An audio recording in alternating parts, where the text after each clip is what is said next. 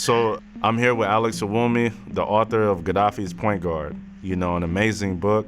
I just devoured it, read it really quick, and he's here now chopping game with me and breaking down the story. So let's just get right into it. So you're a professional player, you're overseas, and boom, now you arrive in Benghazi.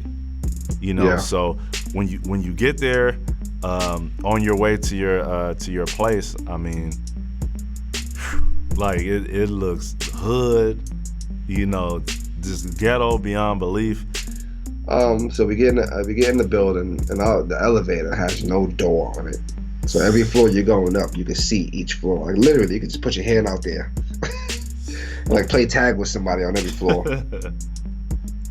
Get to the 7th floor, man, and as soon as we get to the 7th floor, the landlord of the building is out there with one of his daughters, and they greet me. Hey, welcome. And his daughter could speak English, like very good. She's young, like 10 or 11 years old, and his English wasn't that good. Handed me my key, and showed me where I was living. I was living right next to him. Basically, he was like, yo, if you need anything, let me know. Knock on my door. And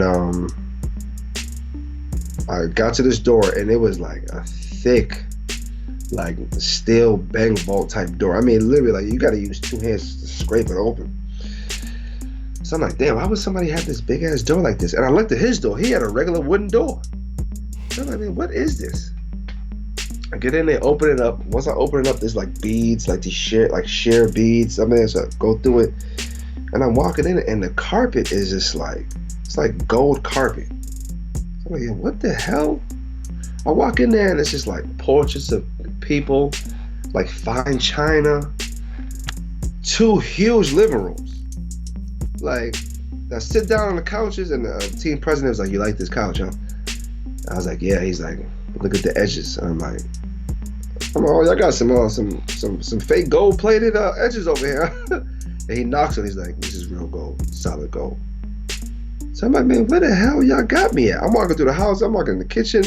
State-of-the-art appliances. And it's crazy. State-of-the-art appliances. Flat screen TVs. I mean, it was crazy. I'm like, yo, this is like somewhere like a family will live. And he ends up telling me, he was like, this is our leader's son. This is one of his flats. He had these like hideaway flats all over the country. And they're from Benghazi. The Qaddafis are from Benghazi. So he has like these little hideaway spots all over. So I'm looking at the pictures. It's like pictures of like a young Muammar Gaddafi, like him with his kids, like very intimate portraits. And he's like, yeah. He's like, our leader is Muammar Gaddafi. This is his son. This is his son's apartment. And I go crazy. I'm like, yo, this is crazy. I'm like, yo, I think I made it, man. I think I ain't never gonna leave this place. So that was like my introduction to Benghazi, because after all I had been through, the journey getting there, I had finally felt comfortable. Like it took me like 3 or 4 months just to find that sweet spot. You understand what I'm saying? So now you're all locked in. Yeah. You're up there. You're getting ready. You're excited. To start playing games and start killing, and then you end up, getting sick. I actually got sick before the first practice because the team president had gave me some money, and I was just, I just wanted to take it in the city before it got dark. So I was walking around, and we Nigerians, man, we love street meat, man. We love suya. So I had some street meat, and it was a quick bite. And then I went upstairs, and I remember that, I literally didn't even unpack my bags. I was exhausted. I'm laying in the bed trying to work the TV. Ended up falling asleep, and then it was like I felt a sharp pain in my back. Like it felt like somebody was like stabbing me in my back. Then it went to my ribs, and it didn't even hit my stomach yet. Then it went to my other side, then it went up my neck. Then it hit my bowels, and then I went to the bathroom, and I wasn't like really using the bathroom. I was just like throwing up. And I remember I was like, okay, I'm just gonna ride it out through the morning. It's probably just I had some bad meat. And then I called the team president the next day, and in the Middle East, they just take you to the hospital for anything. Like you sneezing, let's go to the hospital. Go to the hospital, and they asked me what I ate, what I've been eating for the last couple of days, and I was like, yo, I had some meat on the street, and They did like a couple of tests on me on my stomach, on my lower intestinal area, and they basically said that something creeped into my blood on my lower intestinal area, the small one. And this guy was like, "Yo, we're gonna try to, we could do surgery. We could try to cut you open." I said, "Yo, I just got here." I said, "I haven't been here 24 hours yet. Y'all talking about surgery?" You know, so they gave me these pills. So hopefully it'll flush it out of me. The pills weren't really working, and my body was like a shock. I remember like I was just like the cold sweats. I started getting migraines, and when I finally would use the bathroom, I would look at what came out of me, and one time I saw it, it was like worms. Ugh. Yeah. So I actually I ended up, long story short, I found out that I had hookworms in my blood, and I assume it was from the meat I ate the day before, or maybe it was something I ate when I was in Jordan. But these were like full live worms that were in my blood. And they were really trying to cut me open. And I was like, nah, don't cut me open. Like, you can't be doing that. So they was like, listen, you got to take these pills, but you got to take them for a couple months because these things it's going to take a week for them to go away. But if you don't flush them out seriously, they could stay in your blood for a long time and they could come back and form again. So within taking those pills, they told me, listen, it's hard. It's gonna be hard for you to play and take these pills because you will have bowel movements while you're playing. So I'm gonna keep it real. Yeah, so I'm gonna keep it real with you, man. I got a bunch of toilet paper. I'd like to put it in the compression shorts in that area. By the bucket. I know if I took one wrong elbow when I did a spit move or something like that, it was coming out of me. So long story short, when I ended up getting back to playing, I played like that for a month.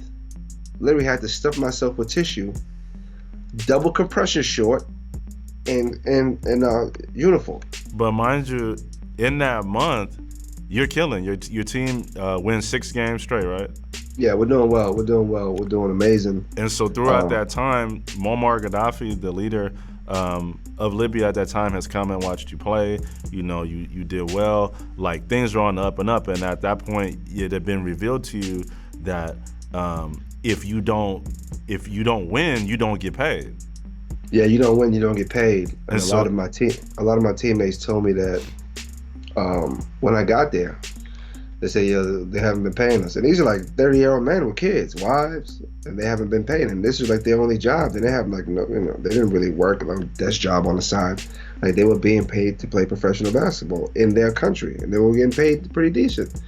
And they haven't been paid for like a month. And so they were living in fear, though, because that's the thing people have to realize is, like, Muammar Gaddafi was a very, extremely powerful, very powerful person, and he and his family and him own that team.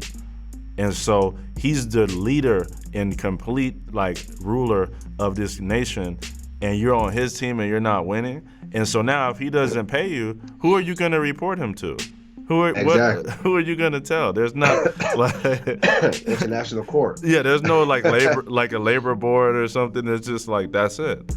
Yeah, it was a tough situation because it was 2 imports on every team, and we were actually getting paid. But when you see people that you have to go to war with, you have to play with, you have to practice with on a daily basis, and they're depressed. And then they want you to try to uplift this team and still win in that type of situation. That's tough, man. Yeah. That's difficult, man. But especially when somebody knows you're getting your due and they're not getting paid.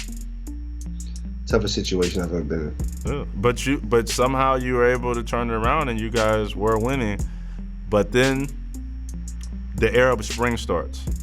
And this is like on a day where you think that you, I believe, was it practice or a game that you thought you had that day? I thought I had practice. Okay, so we had a huge game with our rival. So you're thinking that you got so you're about to play against your rival. You're thinking that you have practice and you're getting prepared for this good game. You're playing great. You won 6 straight, and then you start hearing like commotion and noise outside. And can you talk about what you saw on the streets and what was going on from your apartment? Oh man, when the team dropped and they come get me, I started panicking. And I called my coach and he said, listen, there's a lot of stuff going outside. There's a lot of commotion. Then he hung up the phone. Oh, either maybe the phone cut out. So from my apartment, I couldn't really get a better view because again, where I was at was like a hideaway flat. So nobody was really supposed to be there. So I go up to the rooftop and I just see a bunch of protesters outside. But there had been protests for like the last week or so, but it was like nothing crazy. But now I see huge groups, like hundreds now. It was crazy. And then I see on the other side police. Then I go back downstairs, get a bottle of water, and go back upstairs to see what's going down. Then the police vanished, and I see like military people on top of like SUVs with big guns on top of them. So I'm like, man, what is going on here? And a lot of the military work the games in the city, so we know what they look like, we know what they wear, we're kind of familiar with them. But these guys didn't have that. These weren't Libyan military. These were different type of people. And I'm over here sipping the water, and I'm like, man, what the hell? So I go closer to like the edge of the building, but there's a barricade where I could lean over. And I'm like, these protesters are coming this way, and these military folk are going this way, and it's like they about to clash. And there was a man on like a horn, they chanting in their language. And then there's another on the other side. There's a military man with a horn. He's speaking, and out of nowhere, I see a man hop on the back of the Jeep, get behind this big gun, and he just starts shooting in this crowd. And I'm like, literally, my bottle of water must have dropped in like slow motion, and I just fell to the ground. And I closed my eyes and I was like, yo. When all I could hear was, I couldn't even hear myself think. That's how loud the gunshots were. And I was just like, what is going on? Like, am I dreaming? Is this a dream? And all I hear was like people just screaming. And I put my head back up and I look over, and the protesters are running the opposite way, and the man is still shooting at them while they're running away. And I literally crawl off the rooftop, and I get to the steps and I run back downstairs. I grab my phone and I call my coach. And he basically tells me he's on his way back to Egypt. Back to his family. So he shook the spot. He's already he had shook the spot. You've turned around the team. Y'all been winning for 6 weeks straight. And outside your apartment now, people are being executed, and your coach is just gone. And now he took off. And now you're stuck. So let's fast forward. And so after, was it a few days once the water was shut off, once the power was shut off? Did that happen over the course of like a few days? No, that had happened a couple hours later. Oh my God. So yeah, on the same day. And so now you haven't had a chance to shop for food for weeks before and all that, and so you have no food essentially, just for whatever was just left. Then the power shut off, the water shut off, no lights, nothing. And then so eventually it gets so bad that you start having to drink toilet water and eat like bugs. Can you talk about kind of like how you were able to do that? That was probably the lowest point, one of the lowest points of that situation, because I just assumed that the whole situation was going to be taken care of as far as like order was going to get restored in a couple of days, and it didn't. I mean, the people of Libya, people of Benghazi, you gotta give them a round of applause. They took the city, man. They took it away from that man, and it kind of changed everything. And when I started doing that, drinking from the toilet, eating cockroaches from these I remember these plants that I had on the windowsill that I was like, every time I looked at them, they were disgusting. To me, like a month later, having to lift one up, take a worm out, and put it in my mouth, because I literally couldn't find anything to eat, and I was frightened for my life. But you're dealing with sharp hunger pains, and after a while, even your vision starts to get blurry. For many hours in the day, you don't have power, so you're just in darkness, and so eventually you start to even lose track of time. Yes, Yes. And like you said, you're scared to go outside because one, you're weak and your body's wasting away, but you could be killed at any moment. And every time you're looking outside, people are being executed, and to the point where it's just like this, like dry zone, and no one's outside, and everyone's kind of scared who's left. Yeah, and now you got military people run. You got these mercenaries running the streets. Then you got rebels running the streets, fighting in the streets. You got, there was a police station across the street from me. People broke into there, killed a couple of police officers, took all the weapons up out of there. Now you got kids that I used to see playing soccer in the street. Used to kick a ball, and now they're walking around with handguns and machetes. Like, it was just like, it was something that I didn't want any part of. And I was in this safe haven of this apartment where nobody could get in. And the only way that I could harm myself is if I leave. So I had to take the smart route, but it was tough, man. Hallucinations. I remember being so malnourished that people don't know. You get to a certain level in your body where you don't eat. It's like, yo, I'm hungry. Yo, I'm starving. Yo, I need to get something to eat, or I feel like I'm about to pass out. Then there's, yo, my mouth won't stop producing saliva. Then that saliva comes out your mouth and you try to swallow it, and your tongue doesn't even let you swallow it. That's a different level. Yeah, and your body in some ways is the most complex thing, right? Oh, it's like crazy. On this earth. But then in other ways, your stomach works pretty simple. It's either you put food in it and it eats that, or it starts to eat you, and all your fat and any tissue or anything you have stored up, so you can start to lose weight and become a bag of bones quick, and that's what happened. That's exactly what happened. Let's talk about, on the way to that, your neighbor who had a 12-year-old daughter who, you're really close with, and who was great. And even from the first day you came in, she greeted you and your neighbors, and even all the times in between, you guys were cool when you see each other around. And then you see her being raped by these rebels. So were they military soldiers, or were these just like random rebels? Nah, these are mercenaries. They weren't rebels. Okay, they weren't from there. Yeah. So you outside of your door, you see this wonderful, sweet girl. Was she about like 12 years old, you would say? Yeah, she was around that age, 12 years old. Yeah.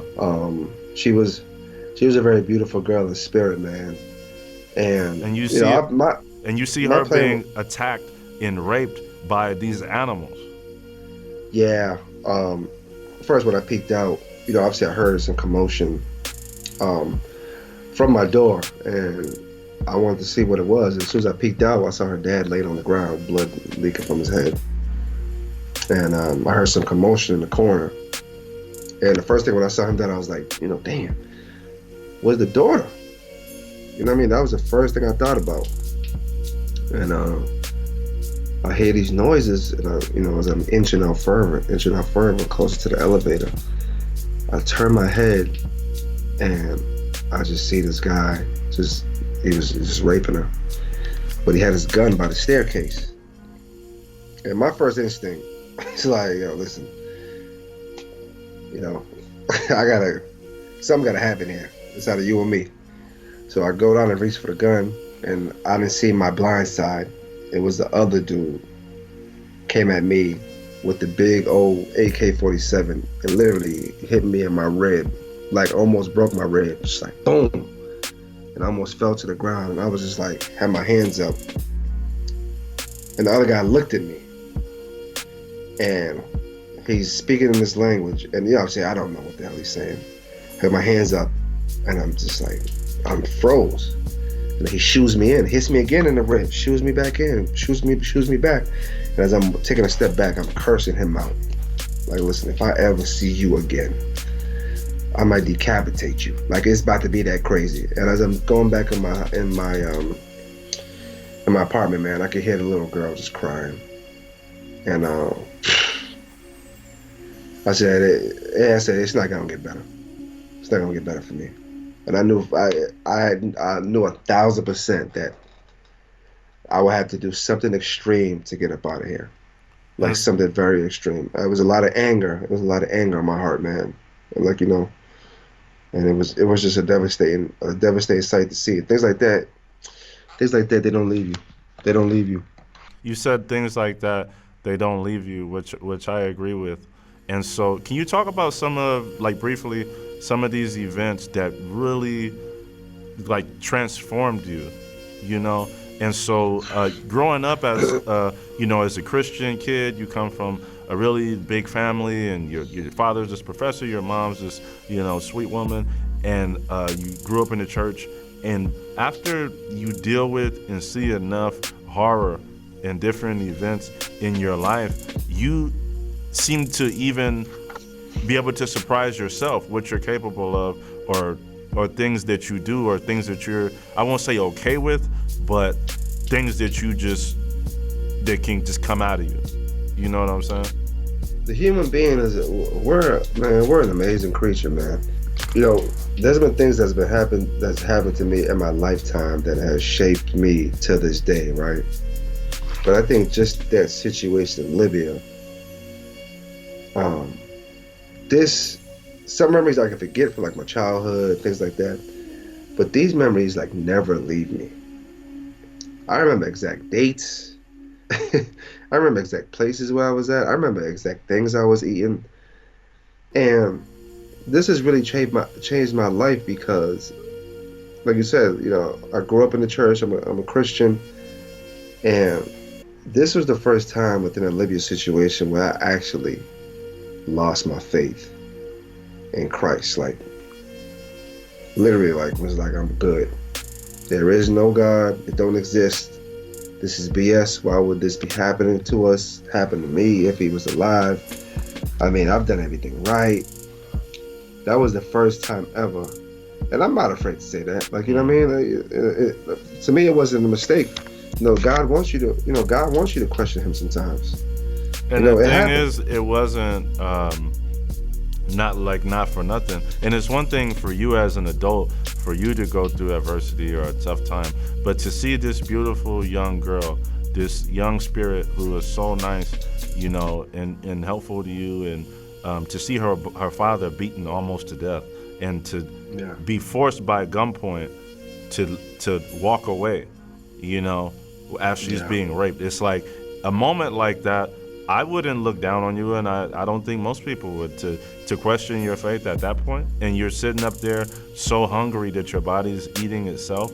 Your vision's getting blurry. You're reduced to drinking toilet water and all that. It's like, I think it's normal to question your faith, and some people might not get a job promotion and question it, or marriage doesn't work out or whatever. But we're talking about life and death, and at that time, for sure, you can't even fathom any reason why would this be, Yes. So let's fast forward.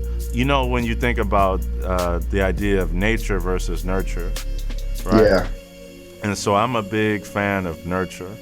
Has a lot to do with who you become, and so your life experiences. And so now, like, this family dude with dreams of being a doctor, going to an Ivy League university, this polished and privileged football star, American guy, and you end up sleeping outside in the dirt in Egypt. This is actually a step up from what you had before.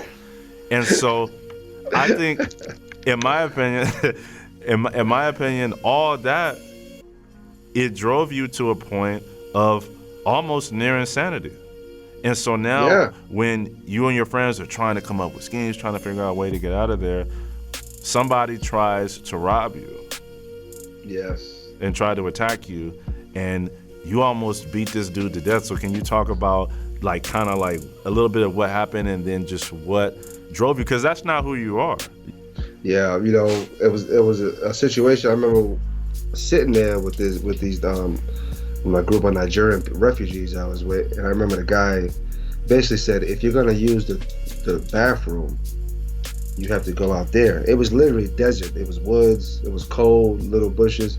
He said, make sure you take somebody with you. He's like, there's been a lot of assaults, people being robbed, women getting sexually assaulted. I'm 6'4". You know what I mean? I'm not thinking about that. You know, well, all I've been through, I wish somebody would try me. I go out there. As soon as I get out there, I see a woman and her daughter out there using the bathroom. So I was like, let me get that some privacy. So I walk further out, and I'm out there using the bathroom. And you know, when I finished, all I see was like a hand brush my face, almost hitting my nose. And then I ducked this way, and then another man out of nowhere just knocks me down. Like, and I'm looking up like, what the? I'm looking up at these, like these, they weren't even big guys. So from there, it kind of like, I kind of turned into a whole nother person, man. Like really a whole nother person. But the first guy, I'm on the ground tussling with him. You know, I gave him a couple licks. And the other guys hit me in the back of the head. And then I ended up standing up. And then I ended up picking him up and slamming him. And I see like this rock. It wasn't like big. So I got the rock, and then once I got it, I just turned into a whole nother person. And I just got on top of the other dude, and I just started wailing on him. And I've never seen like so much blood come out of a person. I literally thought that I killed him. It was like blood just splashing up in my face, but all of that was just anger. You understand what I'm saying? Yeah. And I was hitting him so bad that his friend just took off. Like I was hitting him so hard that I wasn't worried about his other friend, because I was just in a stride where even if somebody would have hit me in the face, I probably would have stopped. My arms would have stopped.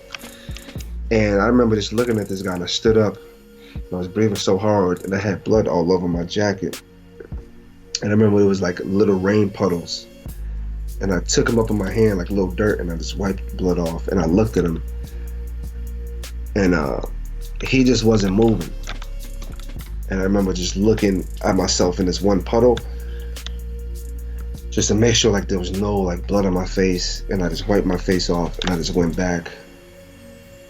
I just sat down like nothing happened.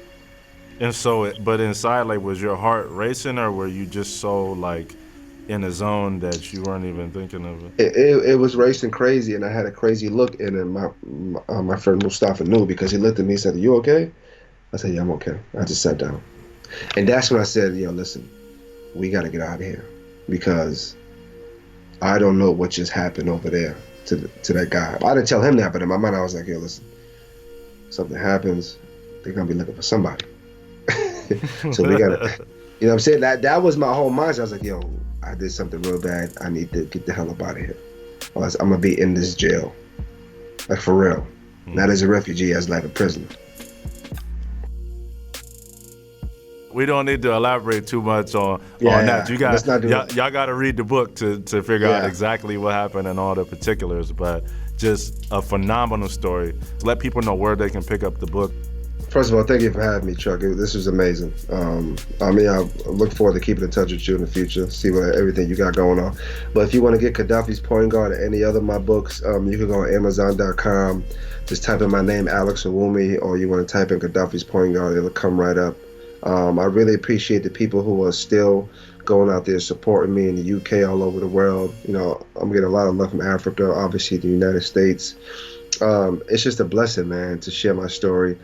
And the most important thing is that it helps a lot of youth. My story helps a lot of youth. Because there are a lot of kids that come from inner cities or come from third world countries that don't think that they could get out and even be someone that they see on TV or they see on the internet. And this book helps them. It helps them a lot, man. And I'm just grateful that God gave me the strength to do this. Yeah. I love it. Thank you so much, Alex. So you have a good one, man. Chuck. And okay. I don't know how you do it. You write, you're a professional ball player, you're a coach. I mean, you're an amazing human being. So God bless you. And I know I'll talk to you soon. Okay, I appreciate you, Chuck, man. Yes, Take sir. care. Peace.